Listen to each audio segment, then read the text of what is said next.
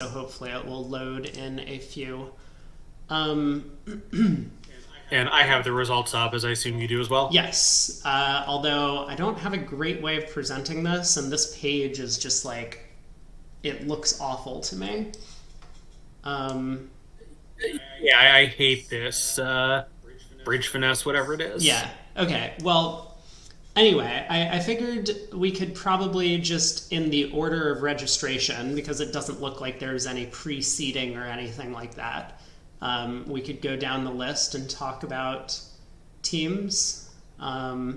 Yeah, so I mean, I'll talk about this on stream, but actually, the pre-seeding does exist. But scroll to the bottom, and you can see the current ranks of all the Yeah, teams. yeah, yeah. We can get to the current rankings. I was just, I figured we might want to look through all of the teams first and talk, I mean, we can skip over some of them. Like, I don't know who this second entrant is, Yoon, but I don't think they're doing particularly well. But Hello. hello. Postmates just came in. I'm streaming with Rob. I'll catch you guys in a bit. All right. Yeah, Craig is with other Just people, but greeting my housemates.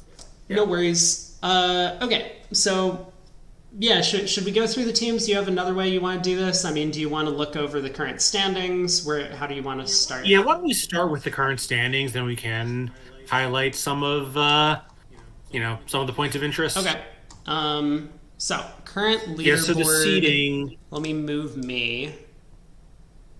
So did you? I didn't see the original entry, but the seeding is partially based on initial seeding, the knockout seeding. The knockout seeding is partial. Oh, interesting. I didn't know that. So I guess that means some teams come in with some carryover, basically, into the Swiss. Kind of effectively, yeah. The formula is it's three quarters seeding point. Sorry, three quarters Swiss finish and one quarter seeding point rank. Ah, okay. But Basically, they like multiply your Swiss finish by three quarters, your initial seed by one quarter, add those two together, and get the seeding.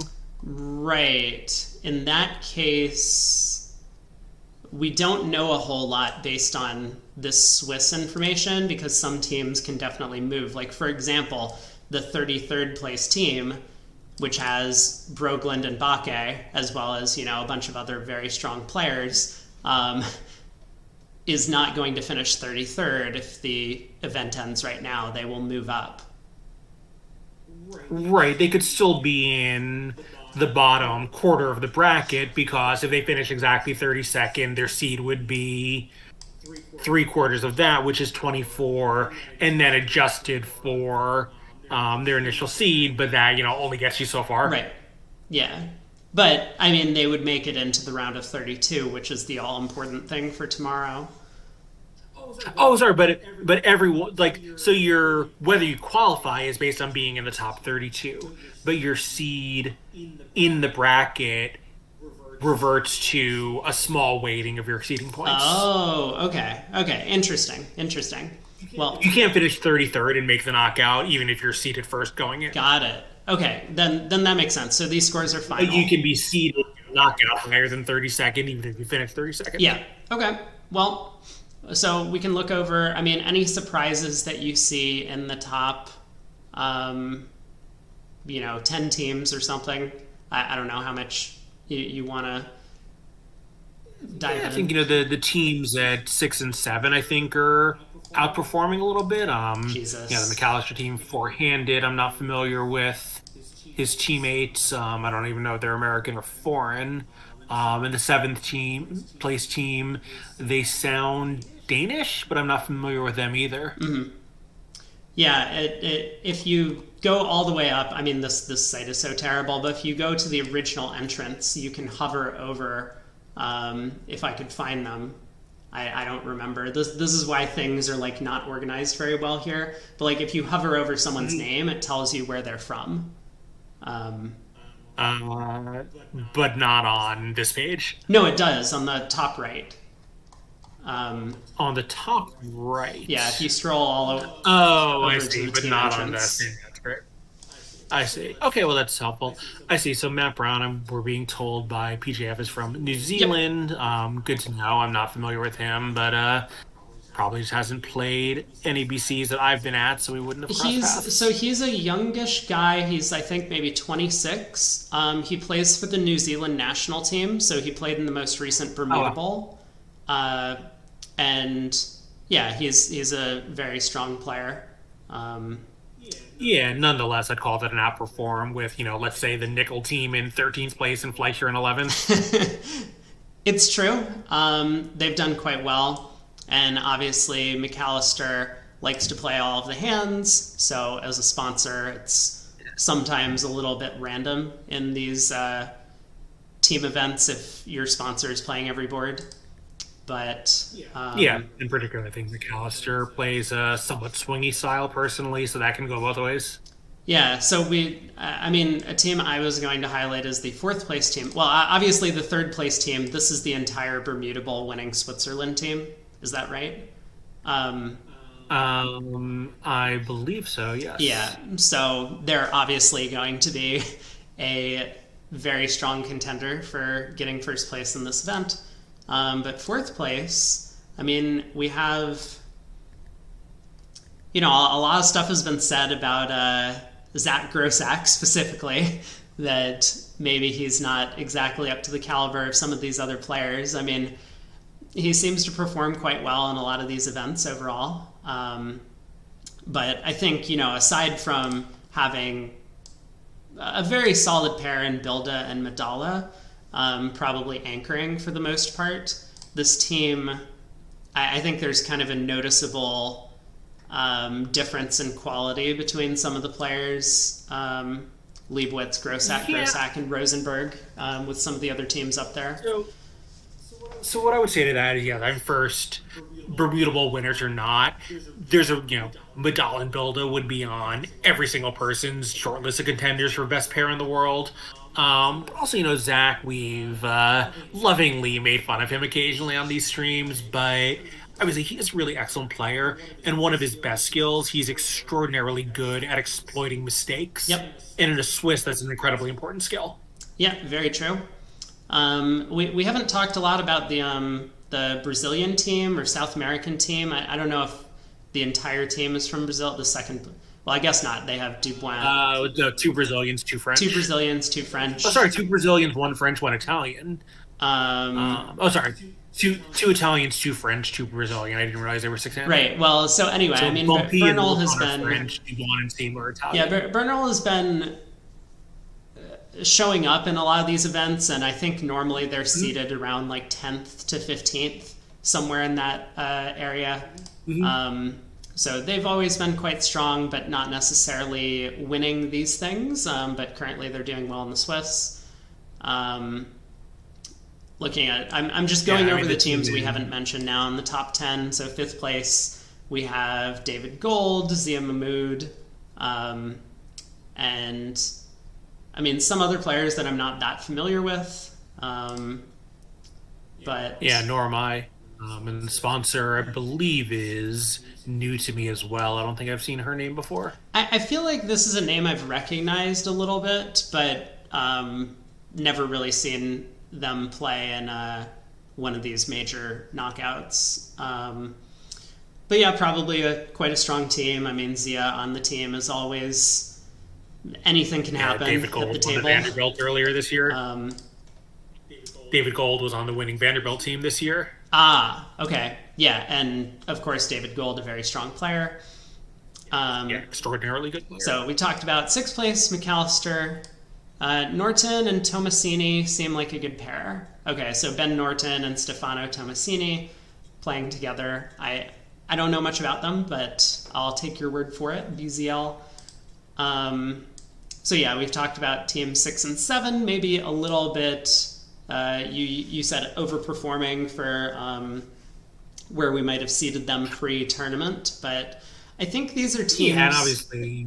Well, okay, I'm not familiar with the whatever this squad is from. I would guess Denmark, just because those names all sound Danish, but who knows? Yeah, one of those countries that has names that sound Yeah, this clearly way. Northern European team. Yeah. But I'm guessing they're probably quite a strong team. They're probably likely to make the round of 32 if we guessed ahead of time. But, maybe seventh place is quite good. Yeah. And obviously, I mean, that wasn't intended as a knock on those sixth and seventh place teams, but anytime you're not six-handed and you're ahead of nickel after a decent chunk of any event, you're clearly performing at an awfully high yeah, level. yeah. And there are quite a few very strong teams, which we haven't even gotten to. I mean, obviously, Yeah. the eighth place squad. I don't know if this team has won a lot of these events, and I'm sure some of these players have like shuffled around, like Nystrom and Upmark and Rang and Holt. I know are fairly. They're a group that tends to stick together. I mean, a lot of them are from Sweden, right? And often play with some. Yes, I think Holt is British. Braymark, I'm not sure, and the other four are Swedes. Oh, sorry, Palma's Italian. Obviously, Yeah. the other three are Swedes. Yeah. But so they've kind of been a closely knit group for a while, and they've done quite well. And then, so I didn't know exactly what was happening. I heard the rumor that Spectre was done with, I'm not sure with what, but we see the first part of the Spectre squad from the US that has been broken up here. John Hurd and Kevin Bathurst are now playing on the Levine team with Eddie Wold, Jeff Mextroth, David Berkowitz. So Gavin is actually not in the event at all. Who was their other pair? Was it Kranyak and DeBlake? Yeah, they're down here in 12th, playing on the I see. So they're Zagoran playing team. on the Zagoran team. Right. Yeah, so I didn't see Gavin enter. Darren Wolpert is in here somewhere. I don't remember exactly where, but we'll get He's to on him. Franco Seggio's team, actually, in 20-something place. Yeah. Let's see. So where did I leave off? 10th place. So this has a previous winner from last year. I remember Simon Cope. Their team four-handed ended up winning. So we have one member of their squad. That was with Finn Kolesnik and Ish Del Monte. And who was the fourth player? I don't recall. I don't remember, but I think it was another British player who played with Simon Cope.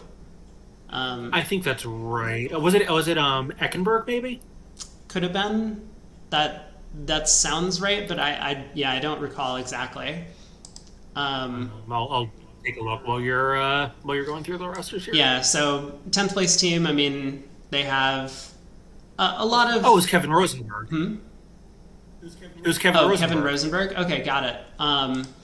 Yeah, so they have a lot of fairly strong players. Again, there's a lot of really good teams. I would say that a lot of the players on this 10th place squad probably not up to the caliber of some of the other players in the event.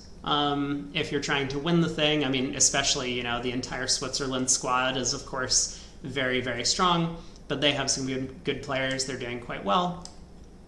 Whereas Ish... Yeah, and I would add on that 10th, if I may add, on that 10th place team, those partnerships are a little bit cobbled together. Goldberg and Poon have been playing for several cycles, but and I imagine Mickelson and Cullen play some just for geographic reasons, but I think it's less of established partnership team than some of the others we're seeing. I'm pretty sure Marion and Pearl Cullen have played quite a bit, because I remember they used to play together when I was still playing. So I don't know if it was like that common, but they've definitely been a partnership for 10 years maybe at this point. But yeah, I don't know about Simon Cope and Thomas Paskey. 11th place, we have Fleischer, who won the last big thing. This was the one in Chicago. What's it called? The Spin Gold? The Spin Gold. Yeah. And I think a little surprising, because Fleischer usually likes to play on a team with a second sponsored pair. I think he views himself and Martel quite reasonably as peers to almost any pair here. And, these events get extraordinarily expensive to sponsor. So it's actually a little surprising that it's that there's not a second sponsor pair. Like it was Les Amoils for a while, another really excellent player who also, has the financial means to sponsor a team. Yeah, I don't know. This was the exact same team that he had for the Spin Gold. So maybe it's just let's run it back because we did so well in the Spin Gold. Not sure. I think that's unlikely because you have to sign these teams up for the entire cycle. Maybe he just decided for a 65th birthday present to himself, which he's going to hit next year, he would, he would go all out. Yeah, so 12th place, we do see another part of the broken up Spectre team. Kraniak and Tomoy are playing with Peter Berthau, Dan Zagorin, and Wademark and Bergdahl. I'm not familiar with that other pair. Bergdahl, I think I've seen before. Wademark, I'm not familiar with either. Okay, yeah, that's good information. Ish and Gavin are both playing in the LMs. Because Finn Klesnik is somewhere on this list. Playing with, well, we'll get to it. But yes, so Ish Del Monte is not going to be repeating his win in the Soloways this year. So 13th, we kind of talked about. Nickel team, always a contender for winning some of these events. I mean, some of the players on this team are getting up there in age, I guess. And yeah, Nickel I think is a full 80 at this point. Mm-hmm. Yeah, and Levin and Weinstein are not. They're not super old, but they're definitely getting a little bit slower. Yeah, and this is also a team that even without Nickel on the team, because he often doesn't like to play in the end of NABC Swisses, this is not the strongest format for that team. So I think once the knockout starts, well, we'll see them back in full gear.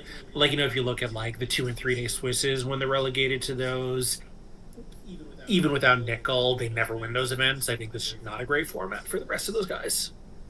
Yeah, that makes sense. I mean, certainly, I think especially Steve Weinstein. I mean, I've probably played the most boards against Bobby Levin on this squad, but Steve Weinstein would be a close second because they play together so much. And Steve really likes to settle in and then start messing with his opponents in a longer team match. And he's very good at getting reads on when someone is being too aggressive or too passive. I mean, he's a poker player, and so he'll be able to pick up tells for when an opponent is weak or strong in certain auctions. Over a Swiss match, he's not able to utilize his full capabilities, but for the longer matches, I think you're definitely right. And I think also long matches reward grinders in the way that Swisses don't, and certainly Levin and Weinstein are grinders. Yeah, that's true. 14th, we have another four-handed team, so a bunch of Englishmen, it looks like. I wonder if Liggins is Welsh. Glenn looks like a Welsh name, but yeah, certainly a UK team one way or another. Yeah. Not that familiar. I mean, I know I've seen a couple of these players before. I mean, Tom Townsend I'm familiar with.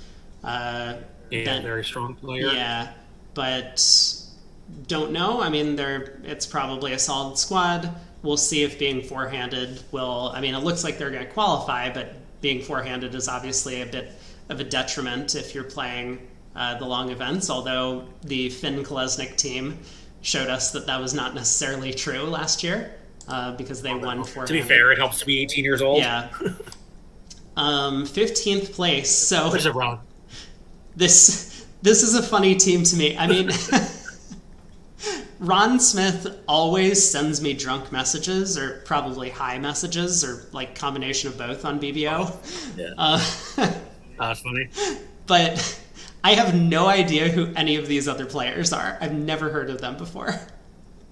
Tarnowski is a very strong, young-ish, I would guess, somewhere in his 30s, maybe even on the on the early side of that. From Israel, the other players I'm not familiar with either. Okay, but they're doing quite well. I mean, Ron's also very old at this point. Um, but yeah, they've, I guess, done okay in the Swiss so far. 16th place, we have a couple of Americans. Now that Corbel has fully... is he like dual citizenship? I actually don't know, but he lives in the U.S. I don't know either, but he certainly has been living in Las Vegas for many years. But so four-handed squad there. It looks like with a sponsor, I assume William Bailey. I don't know the player. He is, yeah, he's from California. I think Northern California. Very, very nice guy. Got it. So he's probably playing with Corbel. Corbel often plays with these sponsors on teams, and then... I think not, because I think Bailey and Don have actually played quite a bit over the years, but I could be wrong. Oh, okay. So Corbel and Jansma is the partnership. Got it. Not sure, but I know Bailey and Jay Don do play some together. Well, that would make sense. So they're doing quite well. Looks like they will advance. We have a bunch of the Polish players, and I mean, this is probably a team... I don't know if all these players have been on this team in the past, but Novak, Narkiewicz, Marcinowski, and Petruga, I think, have all played together many times in these events. Yeah, I'm not sure, because I honestly just have a very hard time tracking all the different polls because the names are so incomprehensible, but I'm sure you're right. Yeah. But so they're playing on the Rippy team in 17th. And then in 18th, we have another maybe a hometown favorite, or for a bunch of people in the chat, people like Kaplan.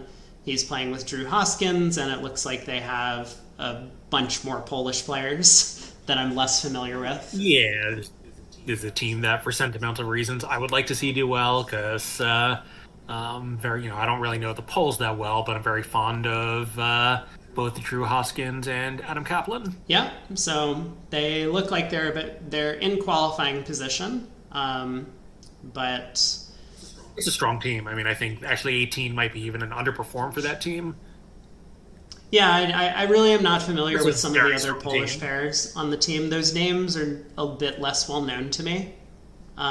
So yeah, I think Gavel has won at least one major American championship. I think Jagnevski has also done very well. The other two I'm less familiar with. Got it. And down in 18th, well, we have the Finn Kolesnik, Kevin Rosenberg team. So two members of last year's Soloway winners. And they're now playing, once again, four-handed with Roger Lee and Brian Platnick. I assume Rosenberg's playing with Platnick, so Finn is playing with Roger Lee. That would be my guess, too, but I feel like that's a team that could line up just about anyway and do pretty well. Yeah. I mean, for pretty strong players, I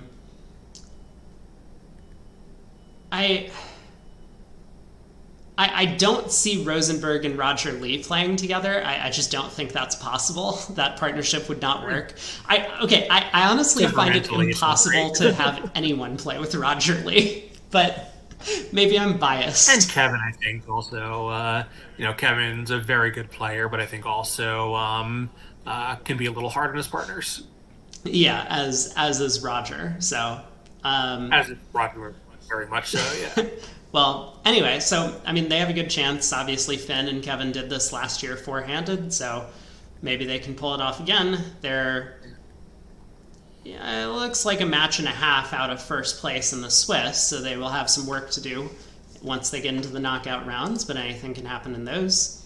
Getting to 20th place, we have a bunch of Americans and... Canadians. Oh, Canadians? Okay. I knew they were from North America, but... Yes. Another four-handed squad. Yeah, wasn't Carruthers just elected to the ACBL Hall of Fame? Oh, I have no idea. I guess it wouldn't surprise me, but... He was. In Chicago, he was one of the Hall of Fame inductees. Oh, very cool. Well, yeah, so, I mean, another four-handed squad, pretty strong team. No sponsor, I guess. I think not. Lighter I'm not familiar with, but I know Roche is an expert, and Brothers and Levy certainly are. So Possible Lighter is sponsoring the team because I don't know him. yeah, I mean, it looks like some of these four-handed squads are all sitting right around 120th place. Well, Bailey is a You know, sponsor, 120 but beeps. 120 beeps, you mean? yeah, 120 VIPs. 20th to 15th, somewhere in that range is where they're standing. Okay, well, I guess we should keep going. It looks like an Indian team here, well, a couple of Indian players and then some French players. And 21st, I'm not that familiar with any of the players on this team. Yeah, nor am I. But looks like they will be qualifying. We have the Dinkin team, and it looks like, I mean, we've seen Dinkin and Shireson playing together for a while now. And then they have another Australian pair, which is going to be a fan favorite for a lot of my chat, I know. Liam and Coots. Yeah, actually, I didn't realize that those two have moved to Australia. Would it make sense for professional opportunities? Certainly one of the best pairs, in the Southern Hemisphere. Yeah, PJF says might have made more sense to play with the four-handed Australian team in first place. I mean, it makes more sense to play with whoever's willing to sign you a check. yeah, yeah. It's probably depends on the money. Yeah, I think the first place team is obviously a superior team in playing ability, but also an amateur team. Yeah. So,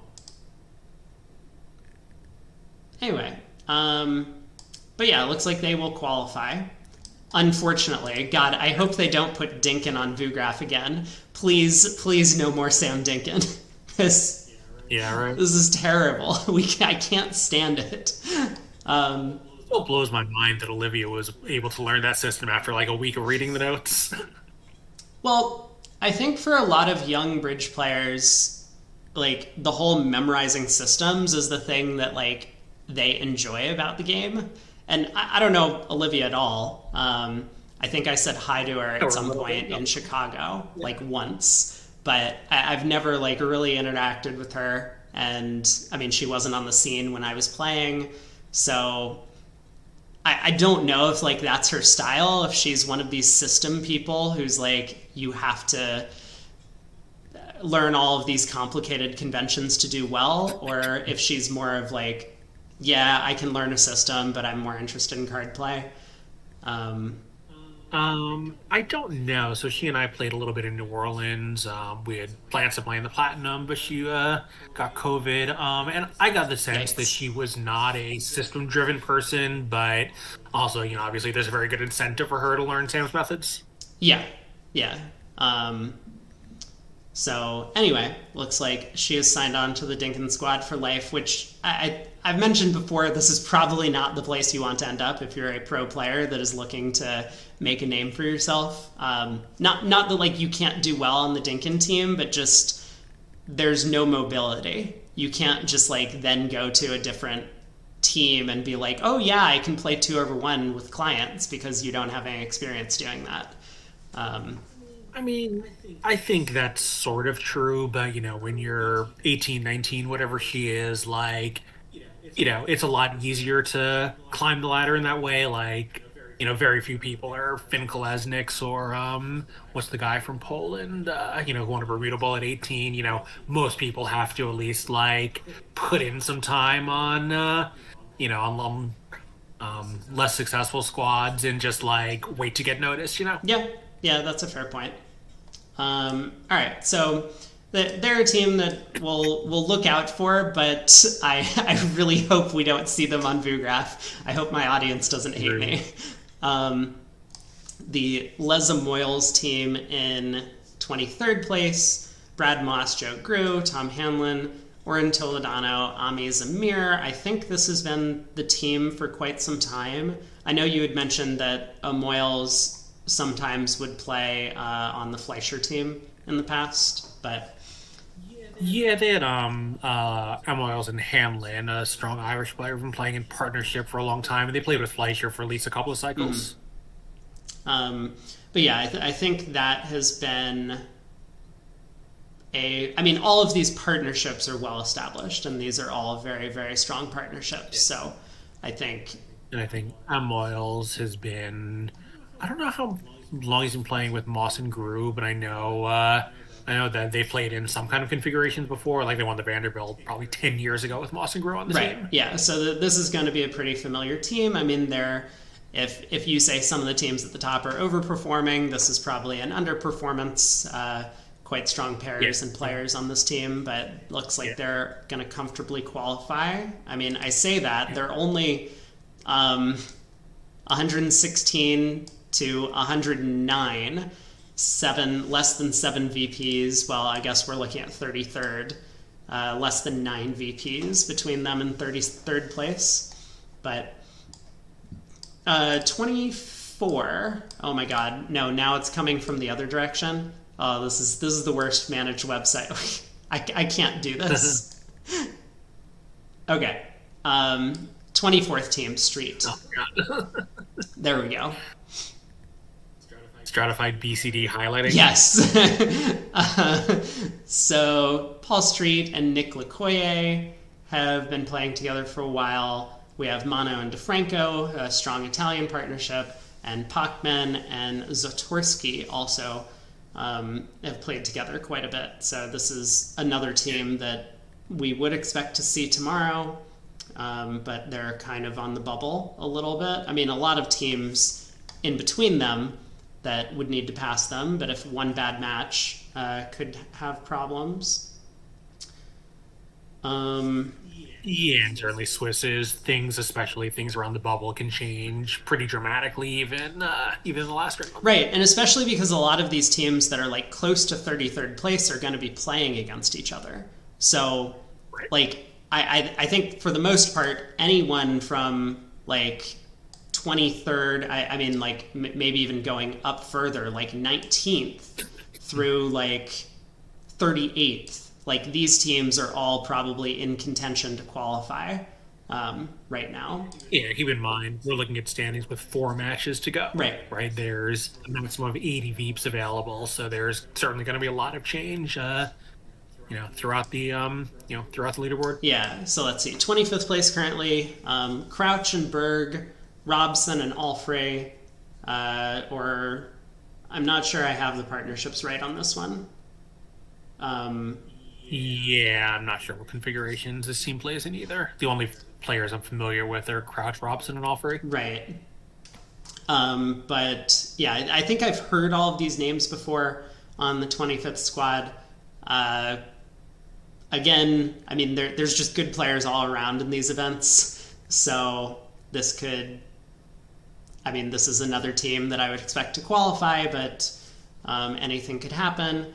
26. So this is our friend. Now, Jacob Freeman, is this the guy I met when I was up at my interview? It is, right? Almost certainly, because he started working at Jane Street about 6 months ago. Yeah, okay. Yeah, he looks like a 13-year-old. Yes. But yeah, so, okay, Jacob Freeman, supposedly I don't know how to put it, like a rising talent in Bridge, or I'm not sure. Like, he doesn't focus on Bridge. He has a full-time job, but he does. Although prior to that, he was playing on pretty good sponsored teams, at least through New Orleans and possibly Chicago. Got it. So he was playing Bridge professionally before he, took a job at this trading firm. Mm-hmm. And Lou, I'm not familiar with, although I just looked and he won the Imp Pairs, I think earlier this year. But Franco had mentioned that he forgot the guy's name, but that his team had a very strong Chinese player, resident in China coming in. So that's obviously who that is. Okay, got it. And then Krikorian and Weichsel, they've been playing together for like 120 years at this point. So not so much together. They've been playing together some, but I think as a partnership, that's relatively recent, even though they're both elder statesmen at this point. Got it. So anyway, this is maybe a more amateurish type team, six-handed. Again, they're on the bubble, should qualify for tomorrow. I probably wouldn't expect them to make the round of 16, but I wouldn't be surprised if they did win one match. I would take the. I'm partly obviously I'm a little biased because Franco's one of my closest friends, you know. But I think this is an all amateur team. Darren doesn't play much, but he's really good. You know, he's a Vanderbilt winner. Krikorian and Weichsel both have multiple wins at the top level. So, this is a team that I think is a little underperforming at 26. And, I don't think they're going to make the round of 4 or 8, but I would be surprised if they, if they can't win one match in the knockout. Okay. Although, obviously, you'd really rather be in the top half of the draw. Yeah. If they draw nickel, sure, I wouldn't like their chances, but heads up against most of these sponsored teams, I think they're a favorite. Sure. 27, a couple more Australians. Yeah, Jamie Thompson. I think that's a name that I've seen in some of these Aussie competitions. Smirnov, is this the Smirnov who cheated me out of a national title? Yes. Okay. Yeah. Well, not playing with the same partner. I think really. So, from what I understand, his previous partner was a serial cheater, caught and banned and reinstated several times. I think now is out for life. And Smirnov, obviously confessed to going along, but I think was not the, not the primary instigator of that partnership shenanigans. Yeah, totally fair. I don't remember which one of them, literally flipped a table against us when we called them out for, cheating.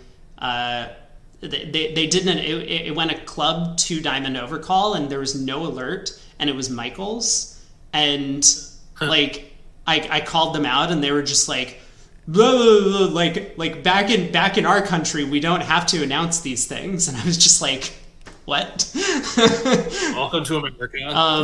Yeah.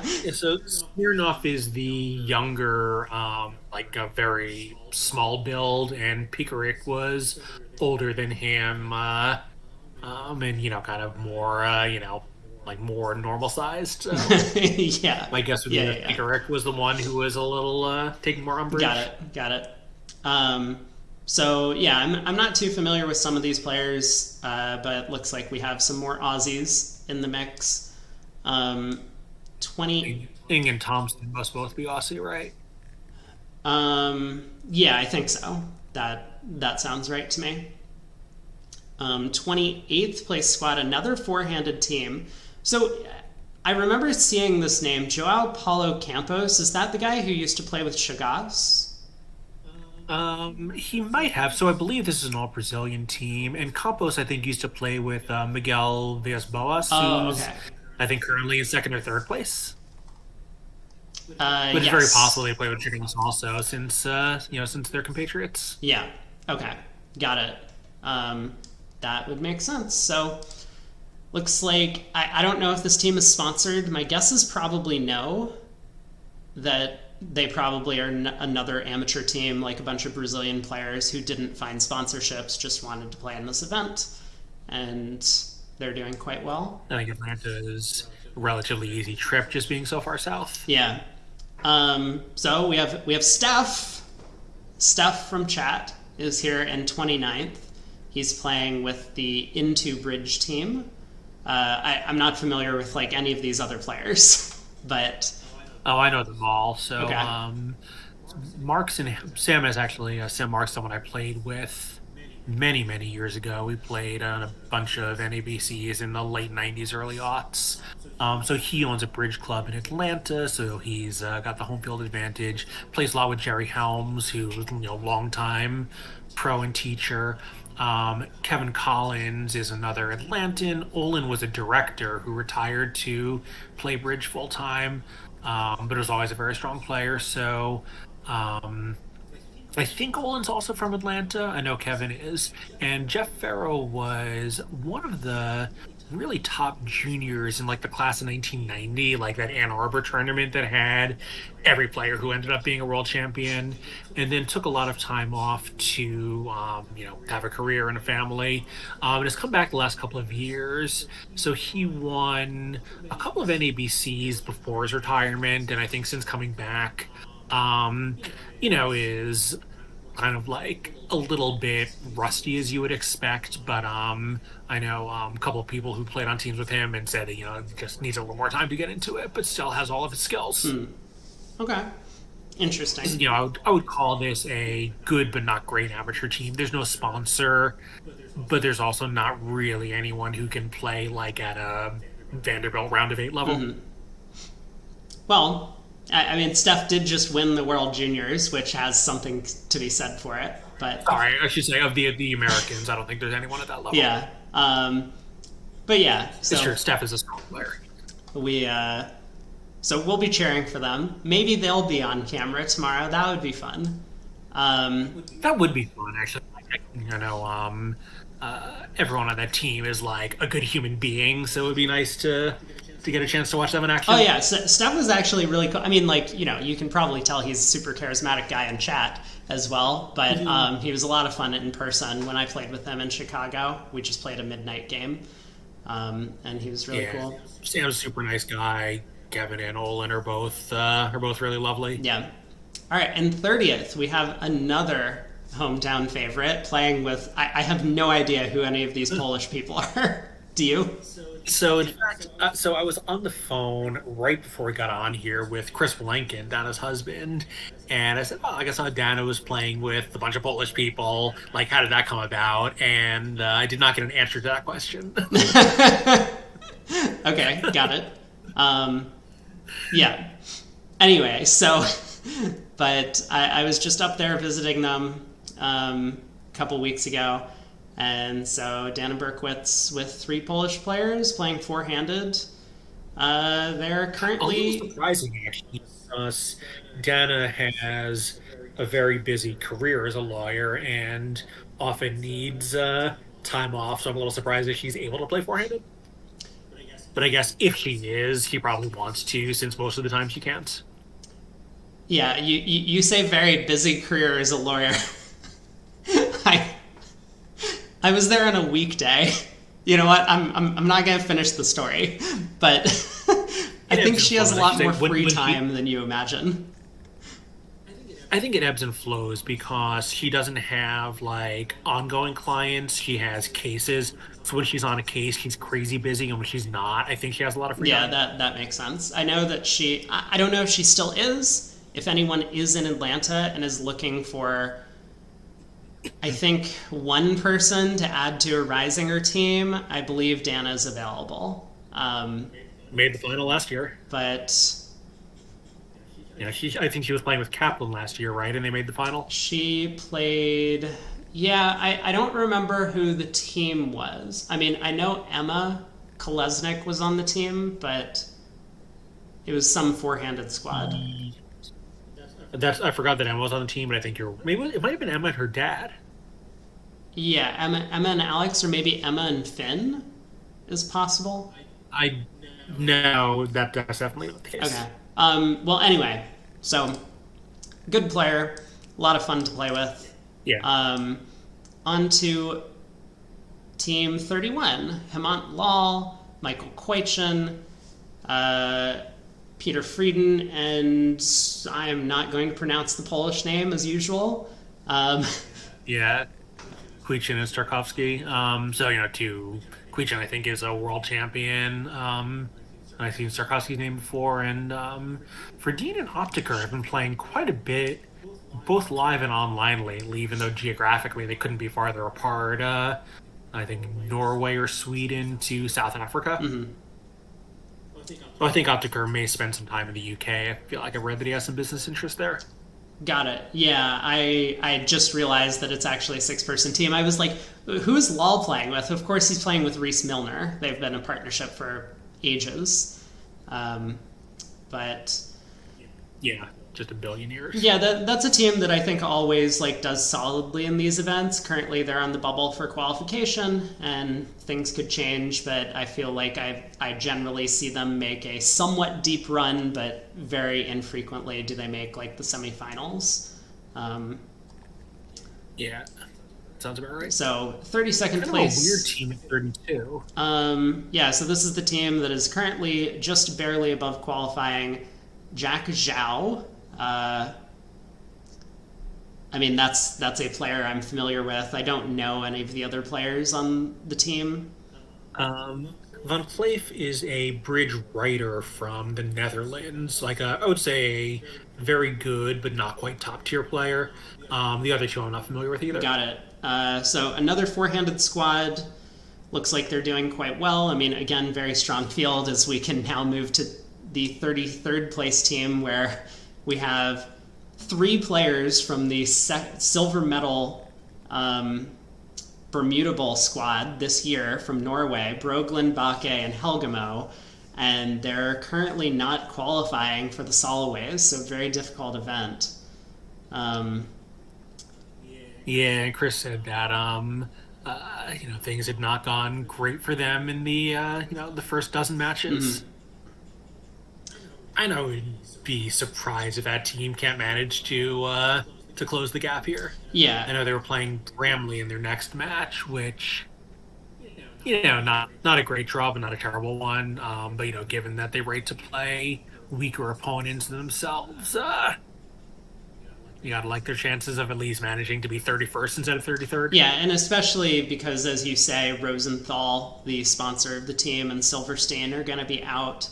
They have now, rather than only a handful of Norwegian players, they're going to have 3 out of the 4 from the silver medal squad. I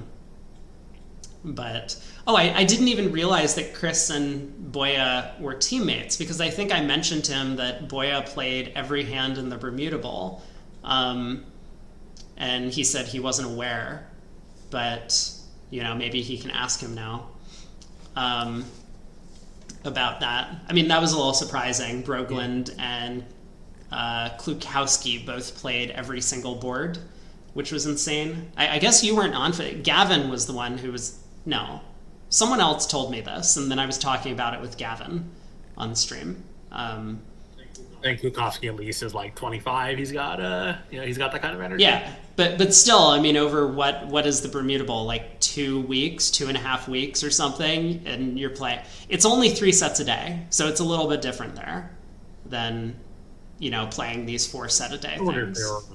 But there might have been some like COVID reasons or something why they had to scramble to put lineups in for some of these days. Yeah. I don't know how much further down the list you want to get. I mean, we could go all the way down to 62, but I don't think that's... Why don't we just pick out some of the teams that, we expect to see move up? Yeah, so, I mean, as you mentioned, Bramley, obviously we have the inside information that Bramley is playing against Rosenthal, so that's a pretty bad draw for both of those teams, because Bramley is quite a solid squad. I guess there's no sponsor. Is that right? Yeah, there's no sponsor, but I think, those guys are all, getting up there in age at this point. So they give you some openings like, Bramley and Hammond are both well into their 80s. Kilwolsey's got to be close. Yeah, but they're, as I'm saying this, like, this is a bad draw, but, like, then look at the teams. And yeah. So I don't know the team in 34th. Right. Looks like a bunch of Chinese.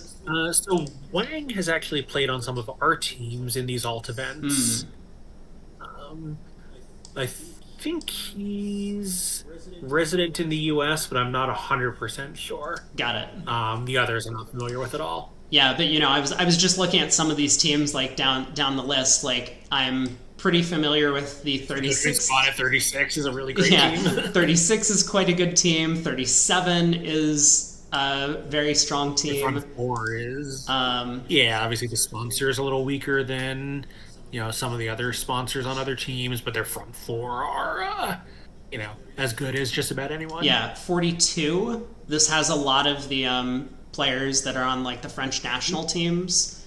Mobarquet, Rambo and Rambo, Levy, and then I'm not familiar with Seguino and Sabane.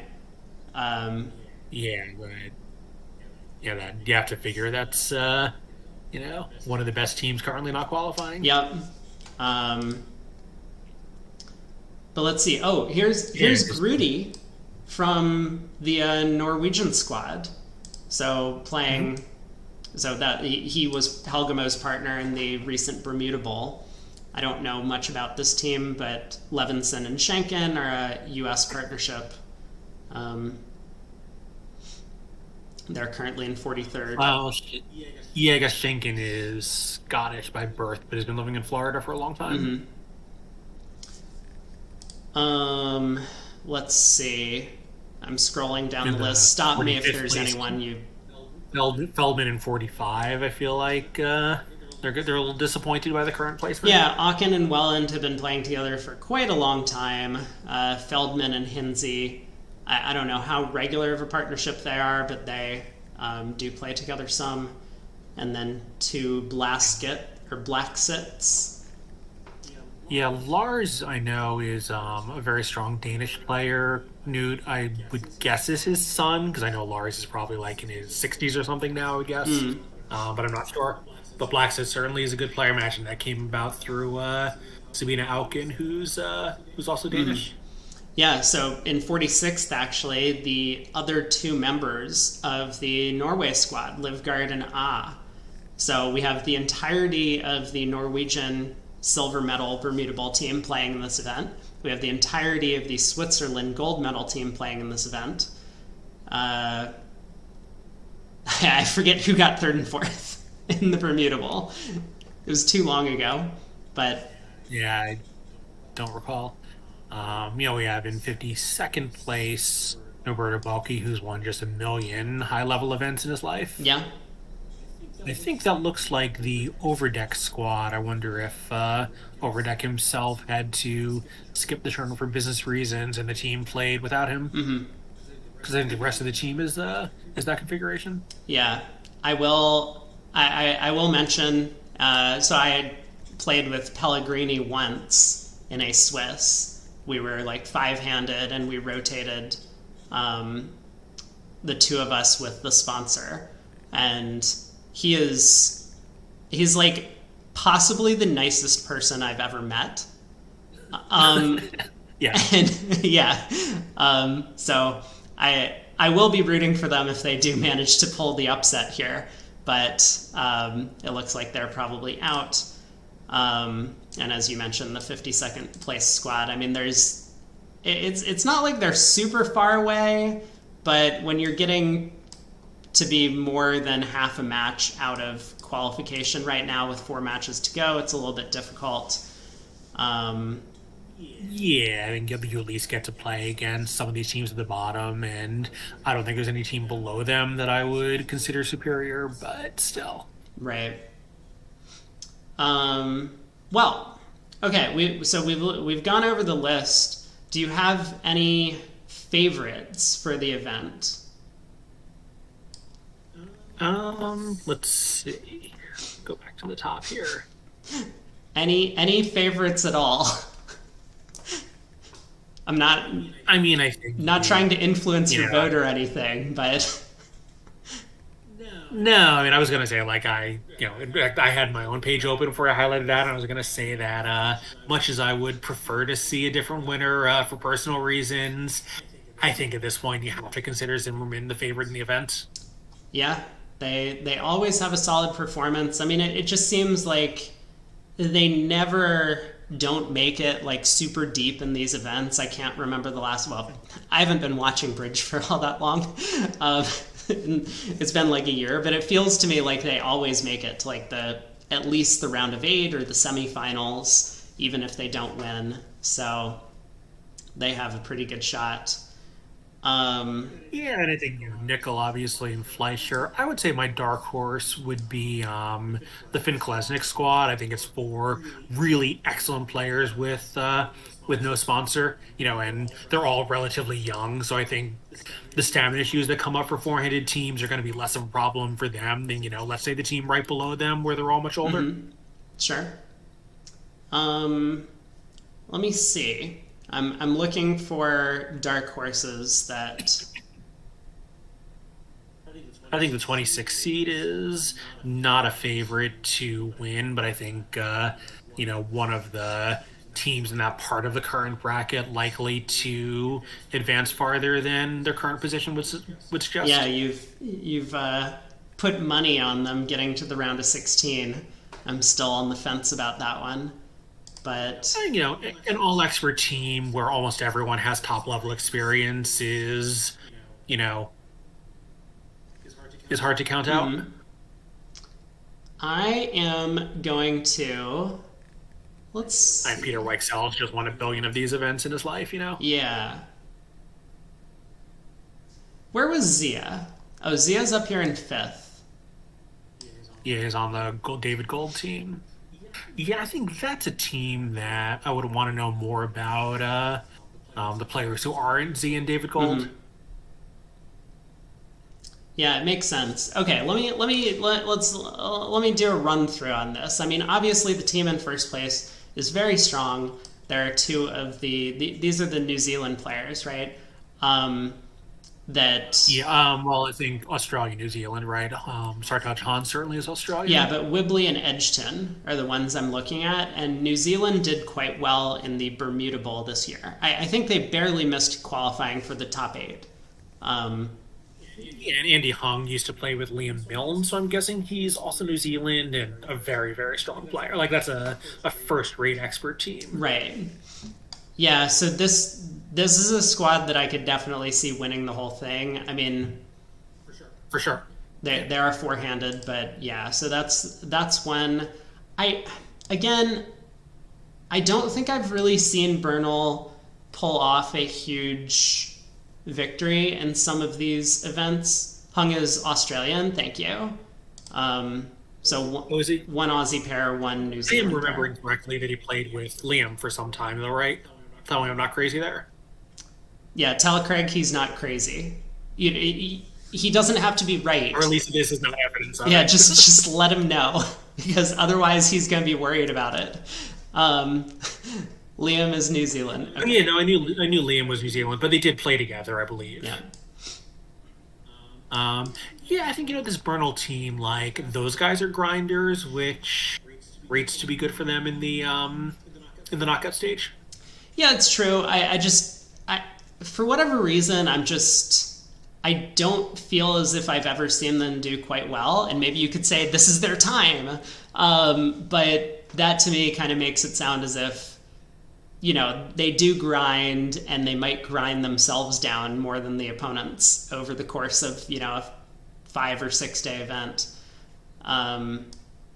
So I probably wouldn't put them as one of my picks for the Final Four. But Zimmerman, Hans, these teams I could definitely see. Leibowitz is a little bit streaky to me, I think. A lot due to the Zach Grossack effect sometimes. But I think Madala is also a player that can go on streaks. When he's hot, he's really hot. And if something goes wrong in the first segment, I could easily see it causing him some grief over the remainder of the match. And he might not play his best. So, like Madala's good days, or like on those days, he's probably the best player in the world. Yeah. Very possible. So the Zia team, I'm not all that familiar with a lot of the players, but they've clearly performed quite well. I could easily see them going pretty far in the event. Yeah, if they're in Viewgraph, I would love to watch that team play to get a little more familiar with them. Yeah, we'll see what we have available, right? There's probably only going to be 2 tables or something tomorrow, or maybe 4. But I will... Well, it doesn't have to be tomorrow either. There's 4 days of bridge to come. Yeah, for sure. Okay, so they're a team that I would give some possibilities to. McAllister, again, also a streaky player to some extent, but as a sponsor, obviously much weaker than some of the rest of the field. So he can have good days and just things go his way. And that they might have some chance of doing well in the event, I probably wouldn't pick them for the top 4. This team I just don't know much about. Yeah, I think the McAllister team, the ways in which they're streaky, like, is much better for a short match Swiss format than a knockout. Mm-hmm. Sure. Yeah, so I'm not familiar with the 7th place squad. Obviously, they performed quite well so far. I would probably give them a, making it to the round of 8. Maybe not the semifinals, but I could see them doing quite well.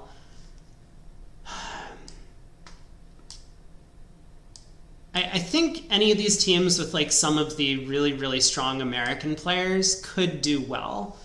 But I haven't been all that impressed with Meckstroth and Berkowitz as a partnership. I mean, they're both very good players in their own right. I just feel like to some extent they're not meshing all that well. Yeah, I was thinking the same thing, and I wonder if I'm not sure if they're playing precision or not.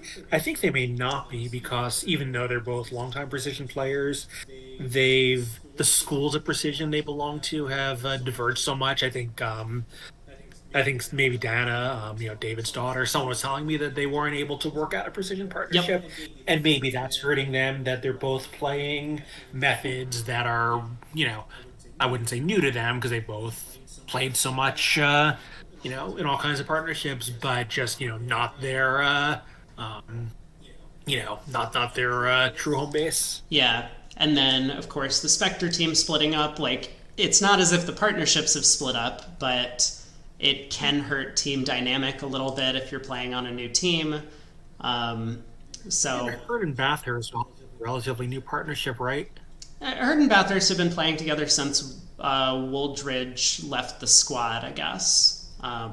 Yeah, which is like, I would guess that's like 3 or 4 years, maybe not even. Yep. I would say 11th place team. Which is not nothing, but compared to some of the other people. Yeah, so the 11th place squad obviously is still the same returning team that won the Spin Gold in the summer. They're a team that I could definitely see going quite far in the event.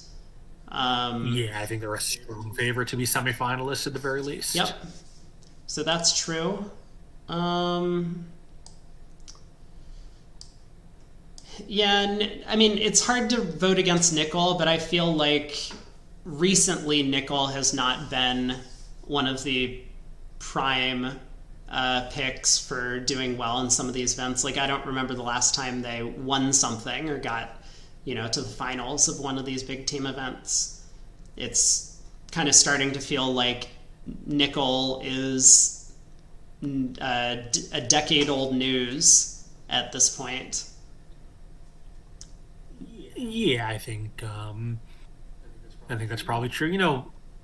One thing is, like, at the top level, there's so many good pairs that, if you're, like, the difference between, like, Eleven and Weinstein and some of these other pairs in the event is pretty narrow at this point. Like, everyone has really good methods. Everyone understands they have to work really hard to be ready for these tournaments. So the quality of the sponsor pair affects the result of your team much more than it did when Nickel formed a team 30 years ago and no one really knew what they were doing. Yeah, so that's true. So, and as you say, they'll probably do better in some of these longer matches, which I think is definitely true. I could see them making it to the semifinals. They probably wouldn't be my pick to win the event, but they're possible. Right. If you look at like Fleischer versus Nickel, the other two pairs on each team are like, I would say, more or less peers, but Fleischer and Martel are so much better. As a sponsored pair at this point, that it's hard for Nickel to win, in that context. Yeah. Let's see, and then you said it's a four-handed team because one thing about four-handed teams in this event, it's very different playing 2 days of Swiss than 2 days of long format knockout matches. So it's a 4-day knockout instead of a 7-day knockout, like the Spin Gold at Vanderbilt. That really makes a difference. Yeah, for sure. Right, so getting down 19th place was your dark horse pick, which I think is very reasonable. 2 players who won this event last year, and then four-handed, no sponsor. they could do quite well. Young. Um, Yeah. Not prone to fatigue because they're all, even Plotnik is like, I think in his early 50s, and the rest of them are much younger. yeah. You know, okay. Here's a pick. They're currently in 33rd. I think this team is making it to the semifinals. I think Broglen, Bakke, and Helgamo have already done it recently this year, making it to the finals of the Bermuda Bowl on their team. Wilenkin and Helgamo are not as practiced a partnership, but it wouldn't even matter. Like, Garrett Helgamo plays like supernatural methods, like partnership practice. Really does he? I would guess your system notes are like I got the inside scoop on the Helgamo Wilenkin system when I was there. Yeah, as did I when they were first forming it. The Helgamo Wilenkin system is let Garrett bid no Trump in majors as much as possible. Oh no. I got the like insight into the actual methods, and Chris was not happy. Right, Chris is pretty scientific, and Helgamo is very natural. Yeah. Well, I mean, okay. Maybe he got new notes or something, but he was telling me about all these auctions where Helgamo was like, it's very important. It was like the robot system on Gib, where it's like, it's very important that we have 10 bids to show this like impossible hand type, and we would rather do this than like bid naturally. And Chris was like, this doesn't make any sense to me, but I have to learn it. Anyway, I think this team's going to make a run for it. Yeah, I think, again, like a better knockout than Swiss team. So, 33rd at the moment is quite a disappointment, but it's a team that I would expect to just to be better in long format matches than short formats. Yeah, so who did I say? So I had Rosenthal. I said Hans was possible, Zimmerman's possible. Nodenbelt, I thought, might have some chances. Anderson, maybe. Who else was I looking at? I didn't think Levine. Fleischer. And I think you thought Kolesnik. I think it's possible. Probably wouldn't be my pick for the semis. So how many teams did I come to? I have 1, 2, 3, 4, 5, 6, and I need to pick 4 of these teams.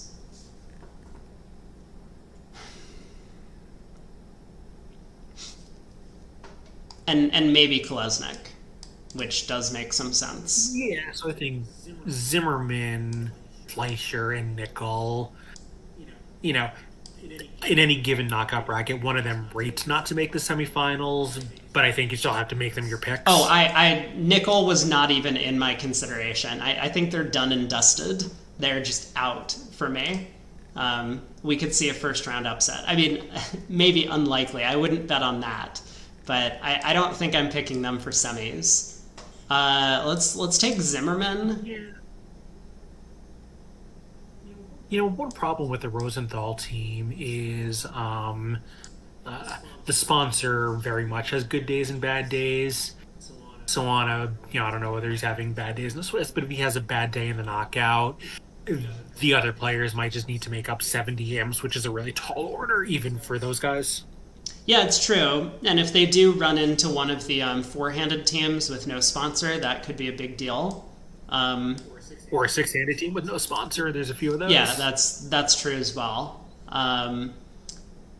But I'm kind of basing it on the fact that we have 3 Norwegians here on the squad that just did very well recently. But okay, so I'm going to go Rosenthal, Zimmerman, Fleischer, and Hans. That's my pick for the semifinals. Yeah, so I think I would definitely say Zimmerman and Fleischer. Um, Rosenthal's so hard because it's really just going to depend on, whether the client is like, you know, costing his team 10 M's or no exaggeration, 70 or 80. Yep. Um, so I would say for me, I'm just in that light. You can get away with that for 1 or 2 days. It's hard to get away with it for an entire week. Mm-hmm. And by the way, they haven't even qualified yet. That's true. So I would say for me, it's Zimmerman, Fleischer. I'm sticking to my pick of Kolesnik as at least a Final Four team. Mm-hmm. And yeah, Hans or Nickel, and uh, it's hard to, like the Nickel front four is still a really great team. I don't think they're favorites to win, but I think I've still got to pick them as a semifinal team. So for me, it's Zimmerman, Nickel, Fleischer, and Kolesnik. Cool. We'll see. Yeah, it makes sense. Right. So for tomorrow, you are not doing the first set, right?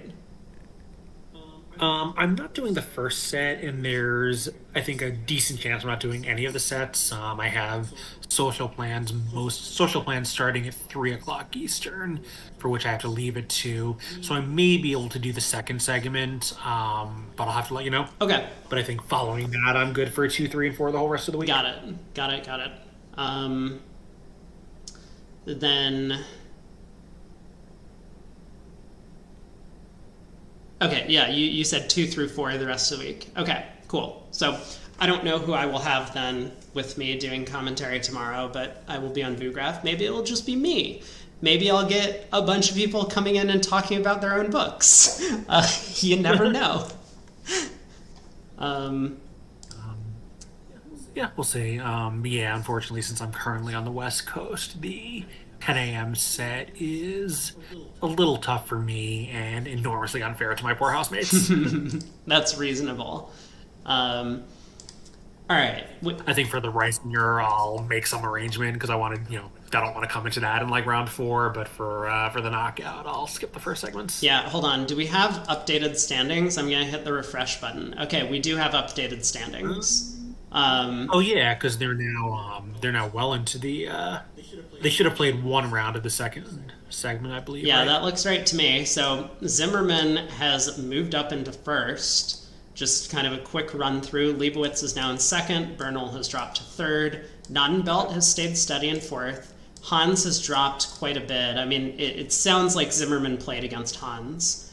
McAllister still sitting pretty in sixth, and they have quite a gap between them and seventh place, so it looks like they're going to get a good seed if this keeps up. Mm-hmm.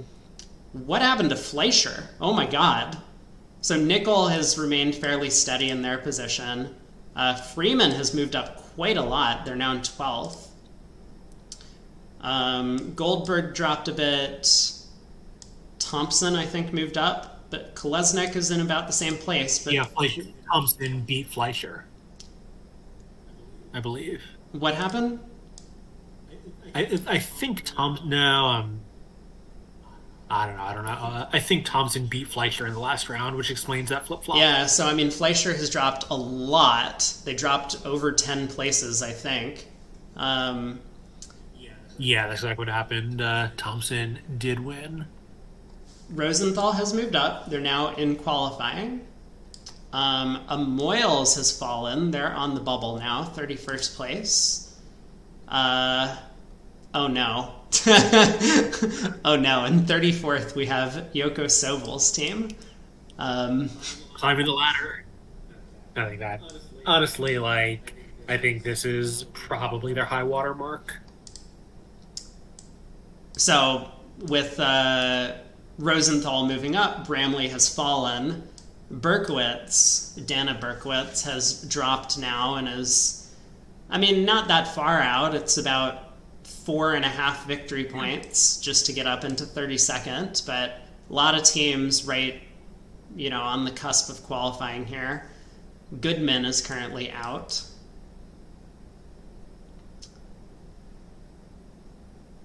Yeah. Yeah, I think for me the biggest surprise is the Rombo team now in 45th. And not that far out of it, of course. They're still only 9 victory points behind, but for a team that's had a ton of success over the last couple of years, to currently be half a match out of qualifying with 3 to go seems surprising. Yeah, it could be one of those Rosenthal situations where maybe they have a very weak sponsor. I don't know. I imagine it's one of the Seguano Saban players. I think Saban is an expert, but I'm not sure. Segano, I'm not familiar with, but of course it doesn't mean he isn't. But yeah, that is a little surprising, although there are quite a few very strong teams here that are not currently making it. Tough event. Anyway, I think that might wrap up my discussion. I might play a bridge thing, but I think I'm done talking about the NABC. I mean, there's not much else to look at. Are there things for the pairs? Is there a thing like this for the pair game? Yeah, I was gonna say I bet we can find a leaderboard with one round to go. I can't even see the top of the screen. These numbers are just cut off. Yeah, so there is a leaderboard after session 3 if you go to live.acbl.org. But of course, given that this event is alongside it, the Life Master Pairs is no longer a prestige event the way it was when it was the only thing you could play in. Wait, go to live.acbl.org and then do what? Then pull down. Oh, okay. I had to click it twice. Okay, we're good. I'm into this. Nail Life Master Pairs Saturday. Today's Saturday, right? Just click on leaderboard. Boom. Did I do it? Okay. Should say session 3. Yep. Neeson and Thiessen in first place. Yes. And they don't have any residents. They're nomads. But Zhang Gu and Hailong Ao, I think we played against them online in one of these events. Yeah, wait, isn't this the streamer guy? Has certainly been our teammate for some years. What's that? I think this is the streamer guy, Kyle Rockoff. I don't know. Someone can confirm. I think that's a young pair. I think Ethan Liu is quite young, so wouldn't surprise me if he streams. Yeah. Rimstead and Dwyer in 6th. Ooh, Alex Perlin in 7th. And Perheen is another Russian emigre who's probably 20 years older than Alex, but was one of the best New York area players. He didn't play a ton. Mm-hmm. He's a good player, just someone who has played a lot less NABC Bridge, so you might be less familiar with him. I can't believe these guys are still playing together. Mark Dahl exploded at Oshlag in... This might have been the last... No, this would have been... Do you remember which tournament it was that we brought the bottle of wine to the final table? I don't. It was the final of the 3-day Swiss, and we brought a bottle of wine and we shared with our opponent. Oh, I was playing with Ramos. It was you, me, Mitch, and Ramos, but we decided to switch up partnerships. You don't remember this at all? I don't remember this at all. Okay. But all I remember is... I remember playing on that team, but I don't remember this finish. Okay, yeah. So I think we were like 10th or something. I forget where we ended. But we were enough out of first that even if we had blitzed in the last round, it didn't matter. So we brought a bottle of wine and shared with our opponents. And... which is totally okay and acceptable for whatever reason. and and like I got like super hammered during the final set. I think we won, and that's why we moved up to like 10th overall in the standings. But then Mark Dahl comes over to me, and while I'm just like completely sloshed, he starts like yelling about all of these bridge things, and I was having a hard time keeping up. But he was just like, "I'm never playing with this guy again." And here they are. They're. I was there for that. You were there for that. I was there for that conversation. Yeah. Let's see. Who else do I know? Yeah, I do. I absolutely remember that airing your previous. Yes. I think the entire tournament remembers that. What is this partnership? Robinson and Migri. Yeah, so I don't know exactly how that came about, but actually looking at wondering if it was the 2017 one. So Robinson played with Dana Berkowitz in something recently. I'm sorry. So I wonder if like somehow, Stevie is like falling in with the Chris Migri Dana social group a little bit. Okay, makes sense.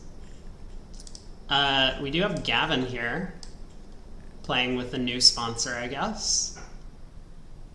Where is he in? What place? 27th. I wasn't that far down. Yeah, I'm not familiar with his partner. This is Cool Beans, I think. Who's that? The other streamer. No. But in what place? 36th. Yes, it is Matthew Weingarten.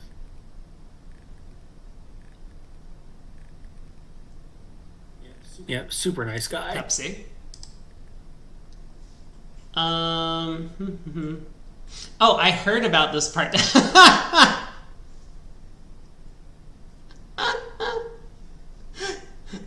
Okay, now I understand. Aaron has been sending me hands all day. And now this makes sense. Yeah, I think Andre is, a nice guy and a pretty good player, but certainly Aaron is a class better than him, so I imagine there's been some stuff that's gotten him irritated. We found Ish. He's in 45th.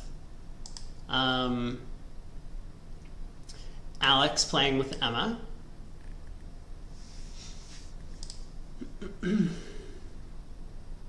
Oh my god, my boys. Arjun and John Craw. They're playing together. Maybe they've been playing together for a long time. I don't know. Yeah, Craw, I don't know. Arjun, I know, of course.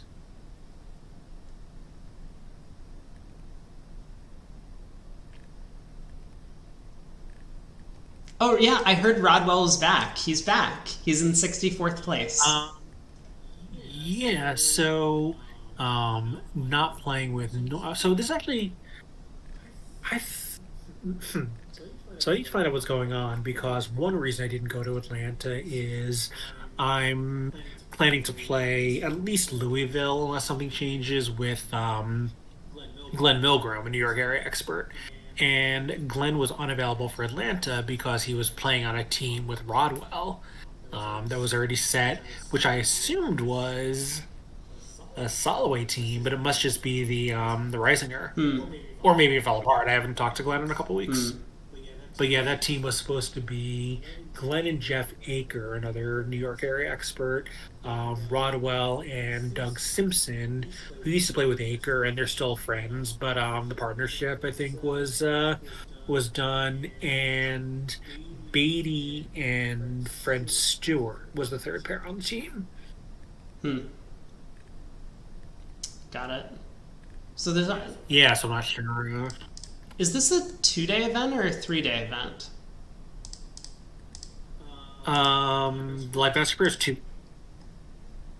And then the next 2 are the open border match.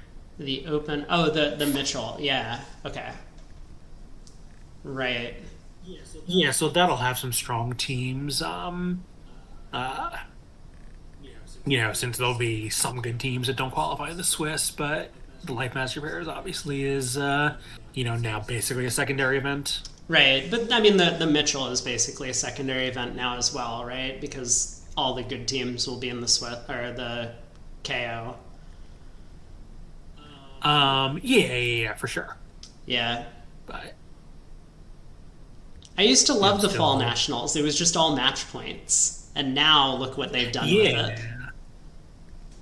I'm a little torn because while I kind of share your sentiment, like it was, cool. It was like it was such an outlier, and it's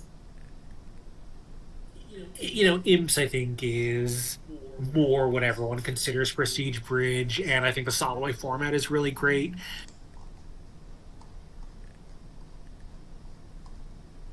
Is it different, the Soloways, than the other team events? Yeah, the Spinbolt and Vanderbilt are knockouts from day one. There's 64 teams. Or play into 64 if there's more. Right. Okay. Yeah.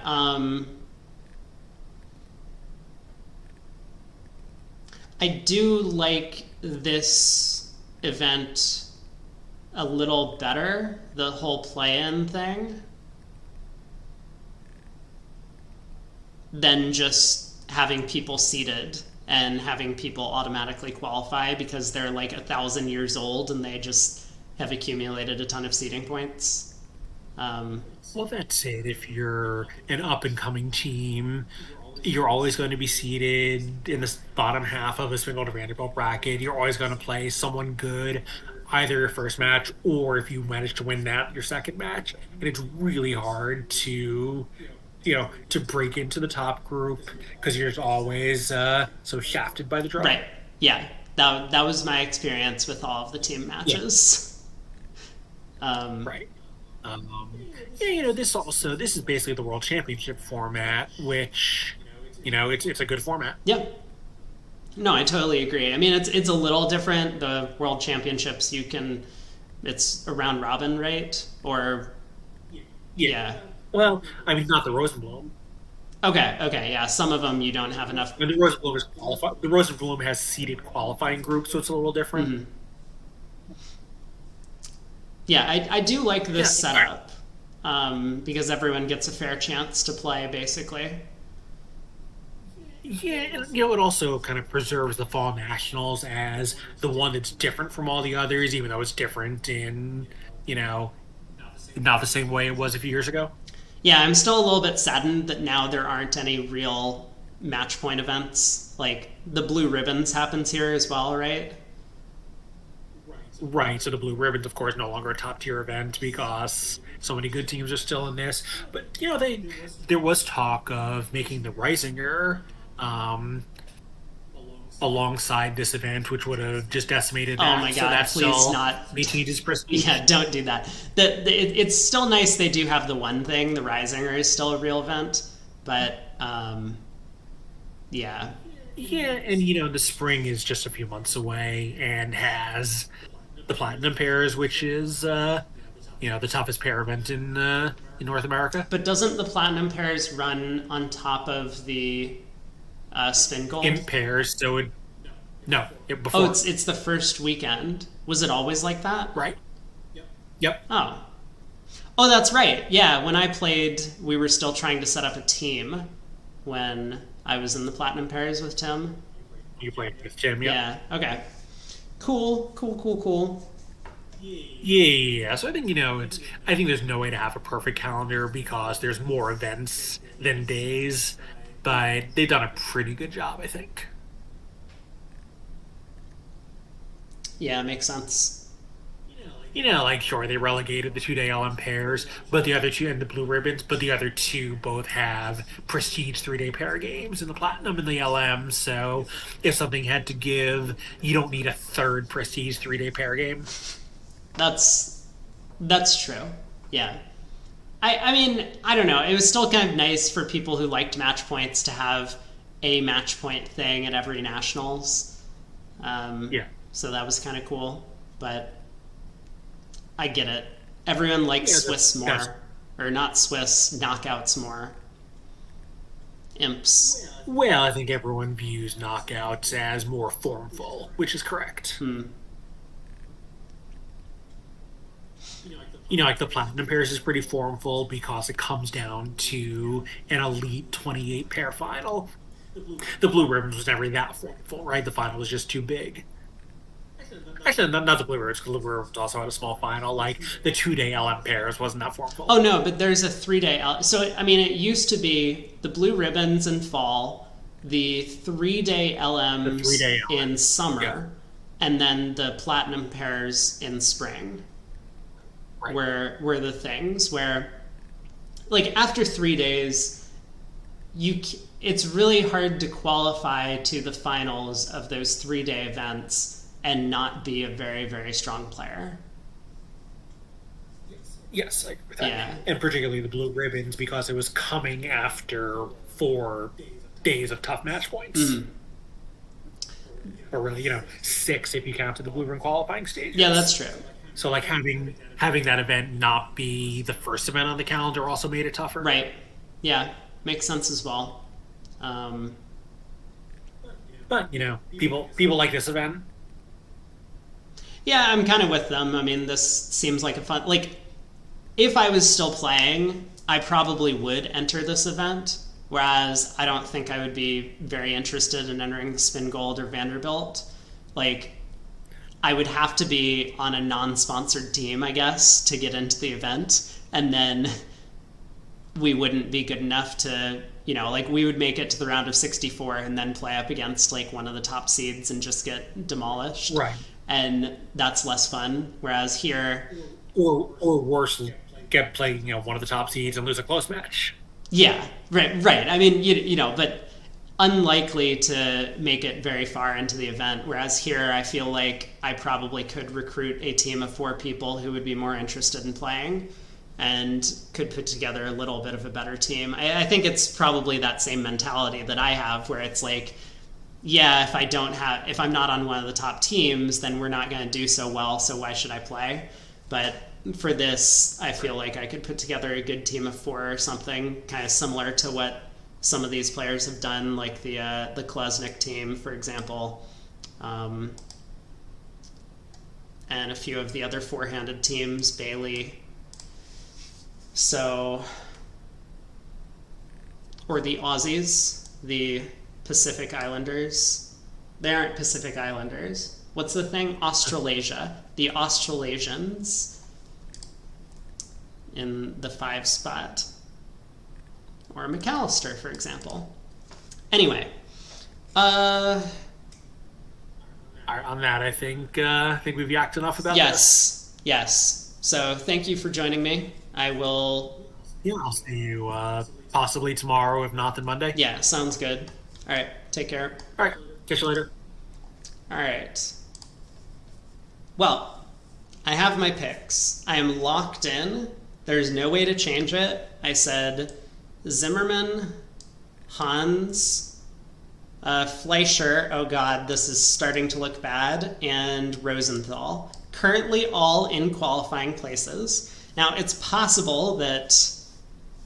Oh, Craig had mentioned that you get some sort of thing from seeding points. So all of these teams, if they qualify, will very likely move up and be awarded higher seeds. But it might be impossible based on the bracket that all 4 of those make it to the Final 4. But those are my picks. Who did Craig say? He took Fleischer, Kolesnik, Nickel, and Zimmerman, I think. I don't remember if that's what he said, but I'm pretty sure. Okay. I am, I think, gonna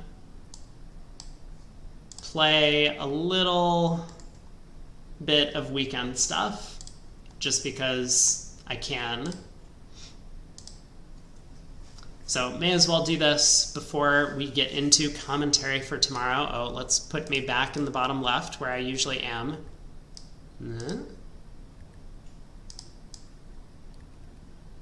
What is that thing on the left? Oh, that's... Hold on. Camera pointing this way. Oh, that's a plant. Okay, I was just like, what is this little fuzz in the bottom left of my camera? Um, but that is a plant. Not familiar with the setup. All right, let's go ahead and play a thing. I probably won't have time to do any of the other stuff. Maybe I should play my Sunday weekend game. I don't know how many participants we'll get this week. A lot of people are probably at the Nationals playing, but unless, you know what, let's actually check the VuGraph schedule so that I know what time. Oh my god. Okay. Let me pop this out. Is this better? That's better.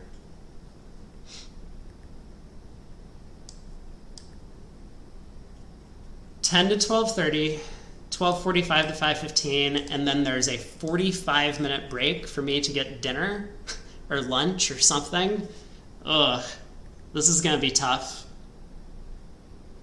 We'll manage. Those are long sets, right? I'm not going crazy, am I? 2.5 hours for, what do they play? 15 boards, right? It's not even 16 anymore. It's 15 boards. It might even be 14. But 15 boards, 2.5 hours? That's insane, isn't it?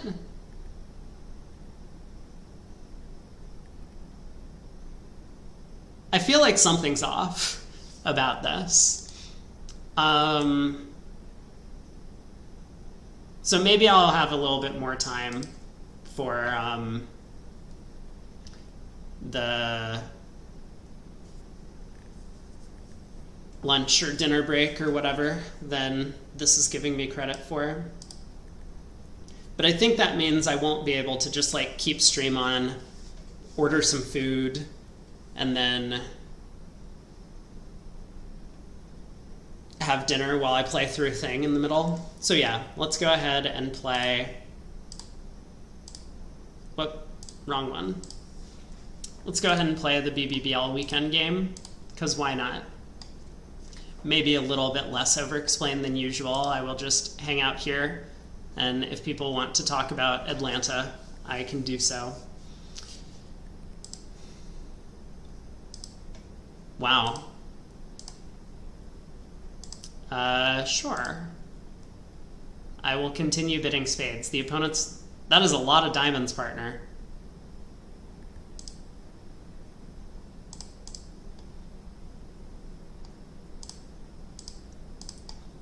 Obviously, West leads the...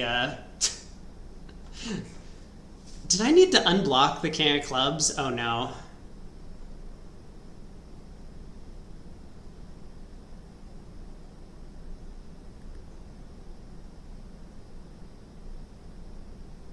No, I can just, like, win this.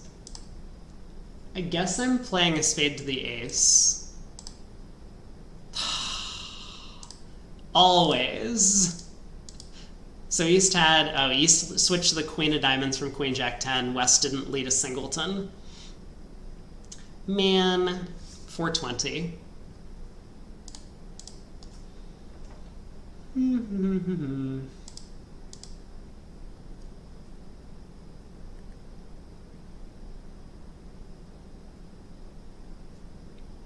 This is supposed to be a limit raise? It's an awful lot of jacks. Feels more like a mixed raise to me.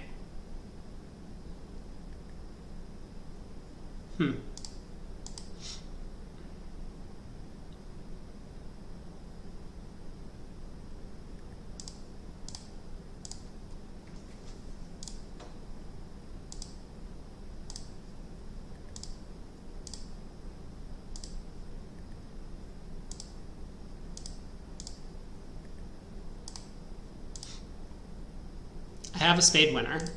Okay, looks like the ace of clubs is on side. Made 3.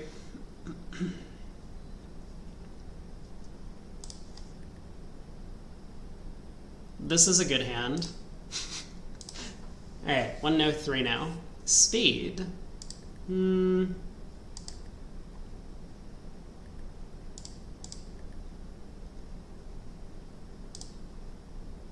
Yeah, so I guess setup-wise, I'm going to try and mostly do the same setup that I have here while I'm streaming tomorrow. But I won't do a lot of like chat interaction or anything like that. I will need to add some new mods. Not that you necessarily have to do anything with it, but I think I'm going to add some people who get a green sword and can, I guess, utilize your sword if you choose to do so.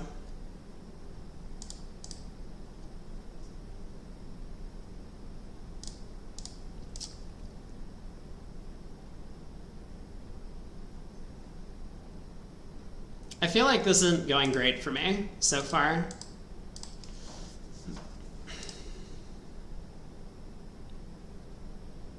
Thoughts on doubling?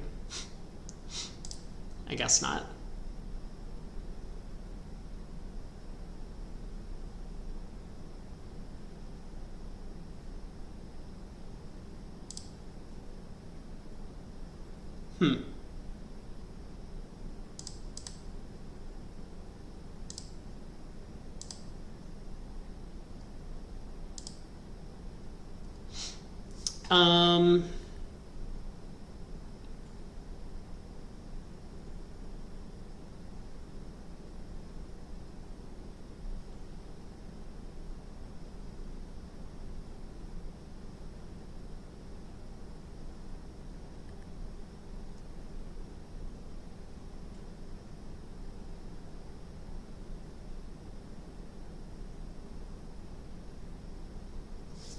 Switch to the Queen of Hearts? Probably not. I mean, it seems like East has everything. Ace, King of Hearts, Queen of Diamonds, Ace of Spades. How can they not?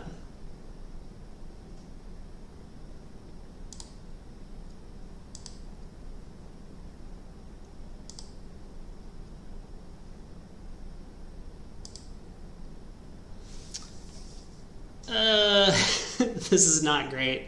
I have issues.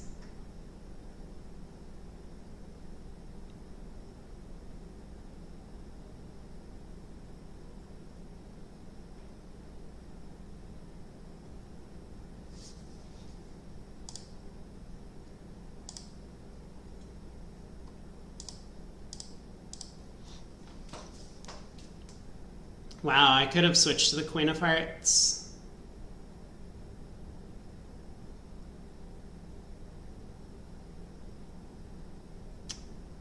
Maybe I'm dumb. I don't know, I've been dumb before. These things happen. Let's lead a heart.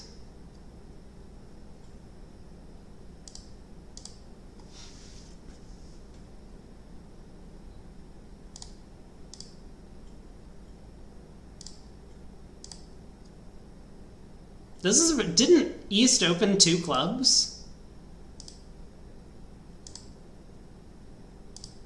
That's a pretty good dummy over there.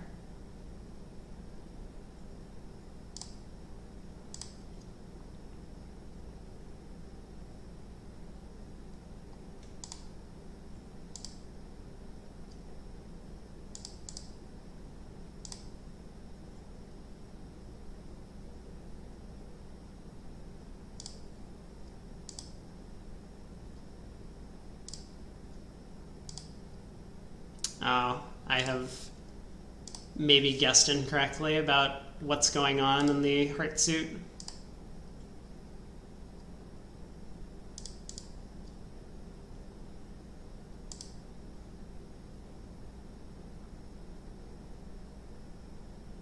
It really is quite a good dummy.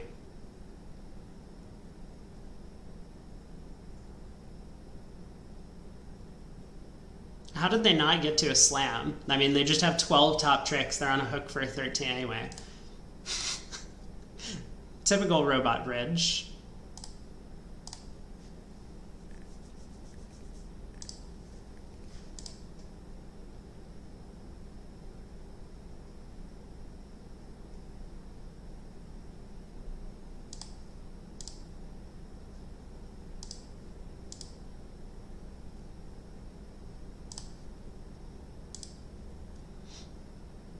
Now what?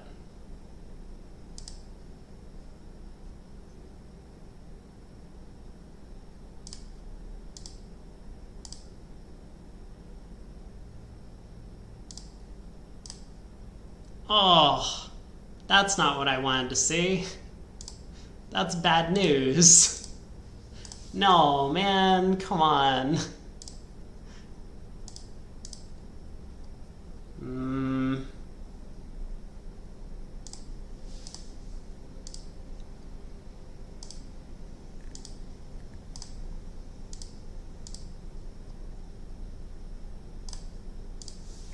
Alright, made 4. I'm getting plus scores, that's important. Whew. What a hand by West. They bid 2 clubs and nothing else.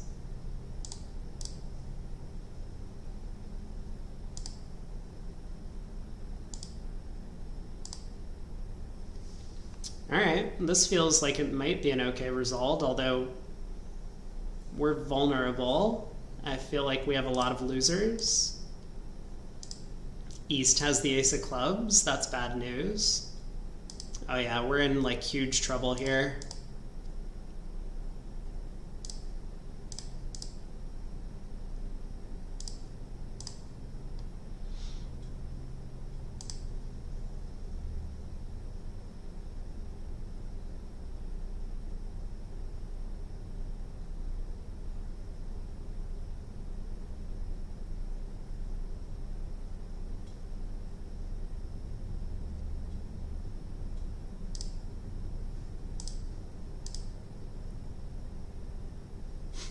This is never working, is it? Alright, down 1.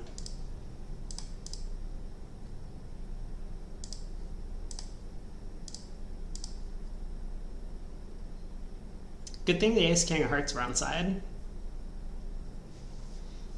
Hmm.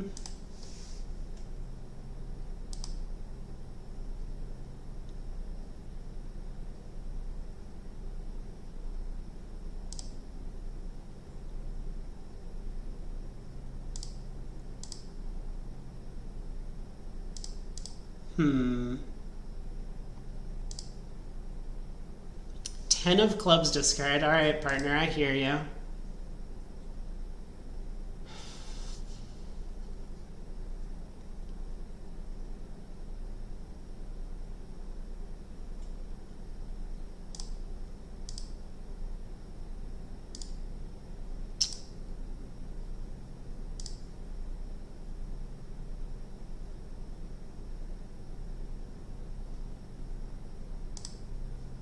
Is there any reason I need to cash the spade queen? Probably not.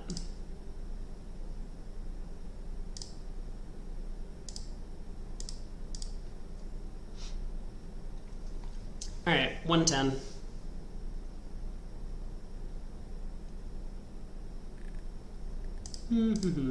Ooh, we have a good hand.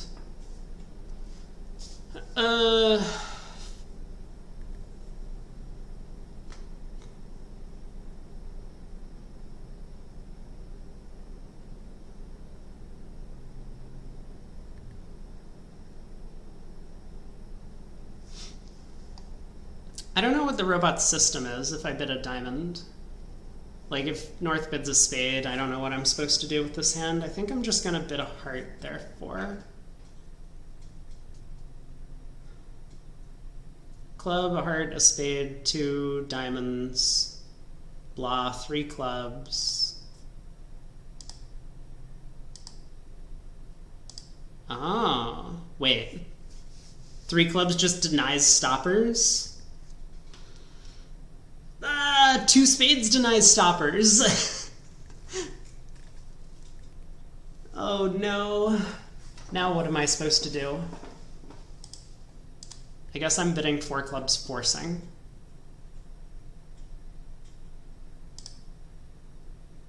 Obviously, partner just raises to 5. Fine.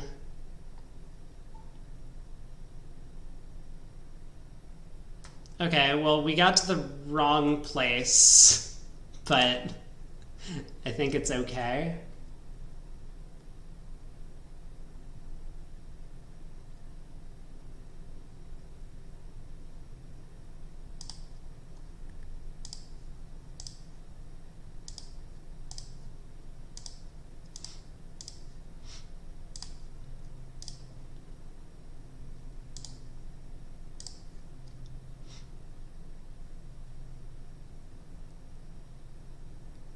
If only there was a way for partner to do something more intelligent over 4 clubs than to just sign off in 5 clubs with controls in all 3 of the other suits.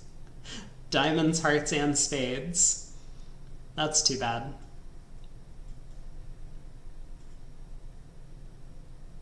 And I mean, 3 no trump is just going to beat our score.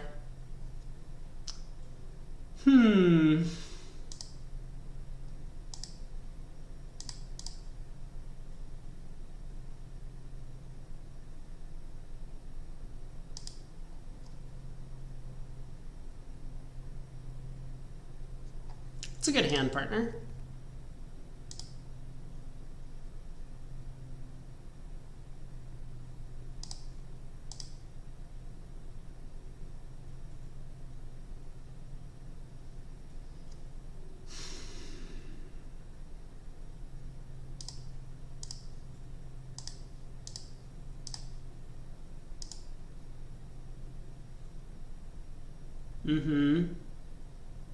Yeah, now what? I didn't give a lot of thought to playing a heart. Maybe I should have. Could have set up a heart trick, maybe. I'm tempted to play a spade.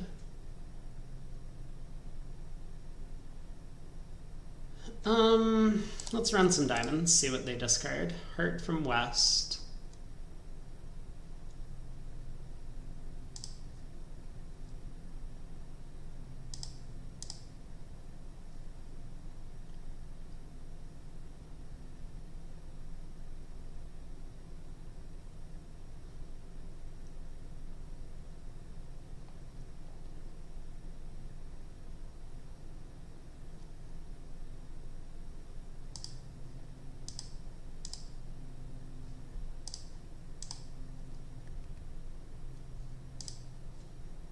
Thank you.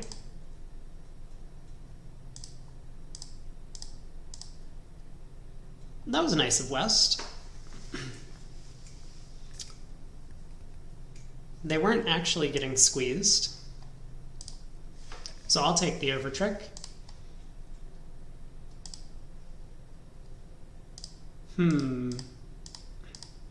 Okay.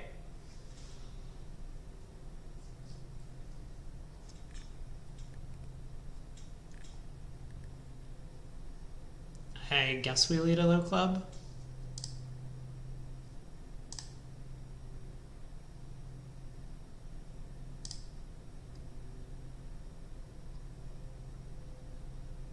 This didn't go the way I wanted. I'm still on lead, huh? Alright, let's play trump.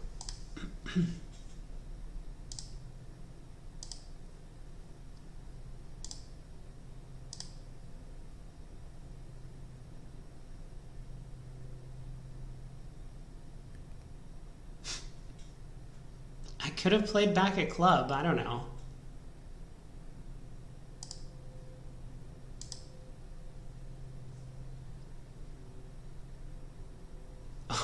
What is this trick?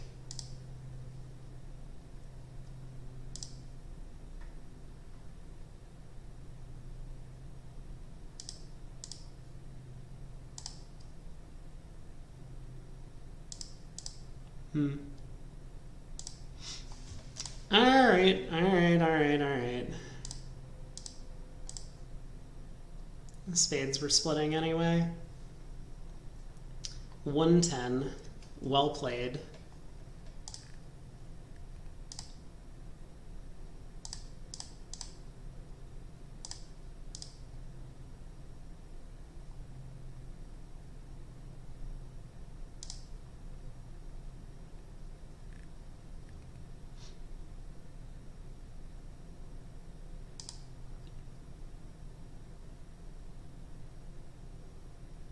Well, now what? I guess we switch to hearts.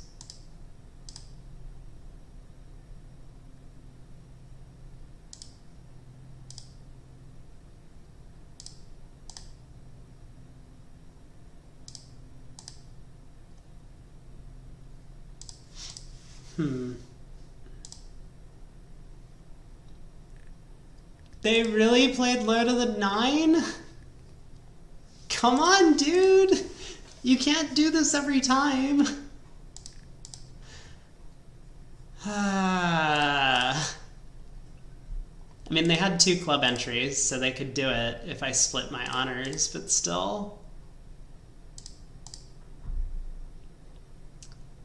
Jack of Spades also an entry, I guess. Wow. What a player. Penalty, long minor, East doesn't care. I don't understand this bid.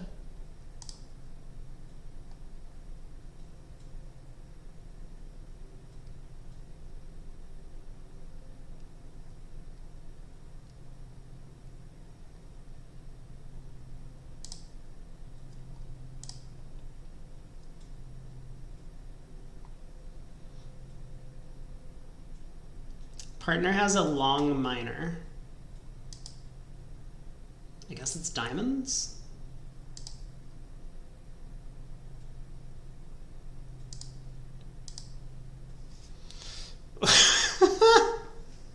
What?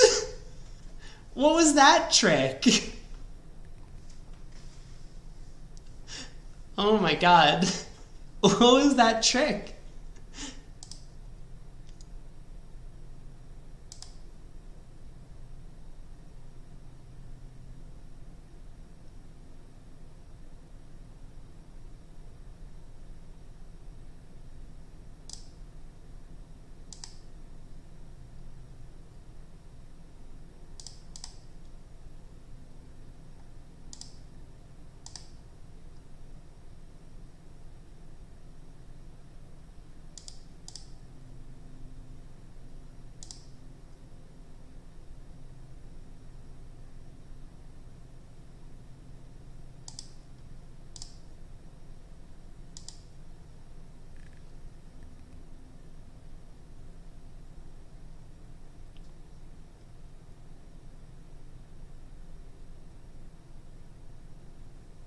I guess what I do doesn't matter from here. All right, made 2.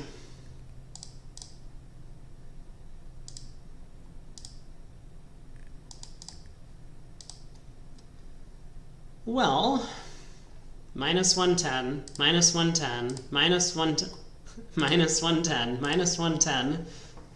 These don't feel like great results. I don't think we're going minus 110 on this one.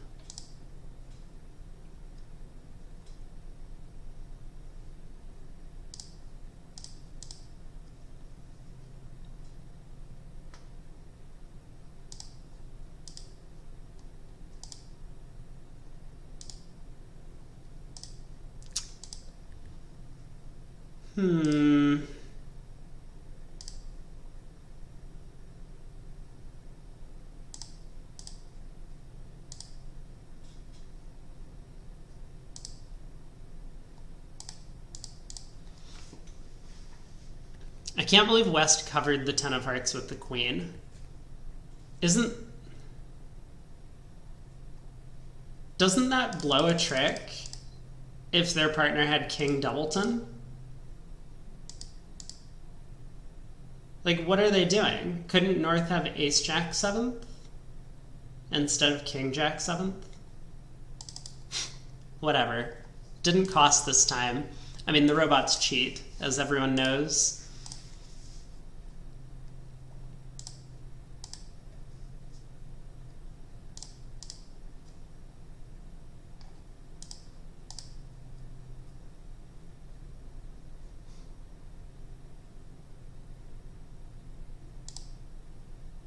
I guess. I don't know if I'm supposed to cover that. Probably.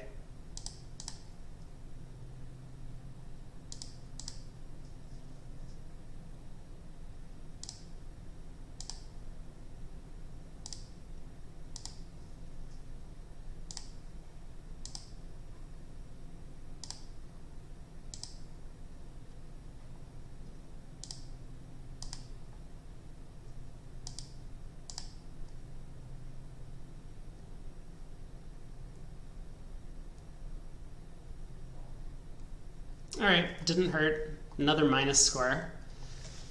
Last board. And then I think I will call it a day. I will be back tomorrow, 10 a.m. Eastern, for some ViewGraph coverage of the round of 32 Soloways.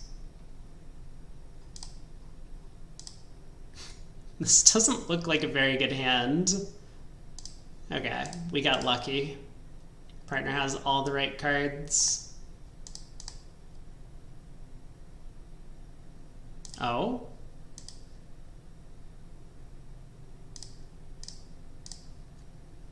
Making 5. How did we end up? This felt like a pretty bad set. 53%. That seems about right. As expected, not well. It's Saturday. Normally I play this on Sunday and we'll have about double this amount of entrants, but not too many people playing. Guess a lot of people will be in Atlanta. Anyway, thanks for tuning in, everyone. So if you're looking for some NABC coverage, I will be here. I will also be on BBO. You can check the ViewGraph broadcast. Currently nothing's on, but I will be at one of the tables. But you can always tune into the stream. I think I'm going to turn off some of the things like alerts. So sub alerts and everything else, donations, whatever, will be off on stream tomorrow and for the duration of the event, but you'll still be able to see the chat. That will pop up and there will be a recording of it. So anyway, hopefully I will see a bunch of you around then. Everyone have a great day and I'll see you next time.